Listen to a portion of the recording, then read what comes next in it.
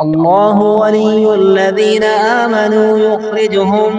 من الظلمات إلى النور، والذين كفروا أولياؤهم الطاغوت يخرجونهم من النور إلى الظلمات، أولئك أصحاب النار هم فيها خالدون. ألم تر إلى الذي حاج إبراهيم في ربه أم آتاه الله الملك إذ قال إبراهيم ربي الذي يحيي ويميت قال أنا أحيي وأميت قال إبراهيم فإن الله يأتي بالشمس من المشرق فأت بها من المغرب فبهت الذي كفر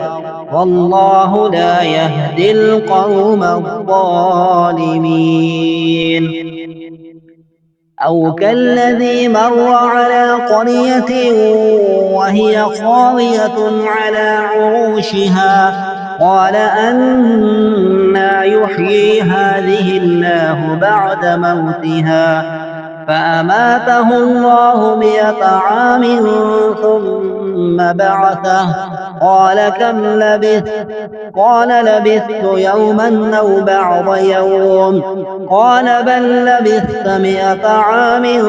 فانظر إلى طعامك وشرابك لم يتسنه وانظر إلى حمارك ولنجعلك آية للناس وانظر إلى العظام كيف ننشزها ثم نكسوها لحما فلما تبين له قال أعلم أن الله على كل شيء قدير. وإذ قال إبراهيم رب أرني كيف تحيي الموتى قال أولم تؤمن قال بلى ولكن ليطمئن قلبي قال فخذ 4 من الطير فصرهن إليك ثم اجعل على كل جبل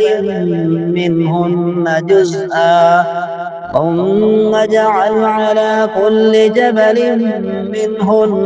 جزءا ثم ادعهن يأتينك سعيا واعلم أن الله عزيز حكيم.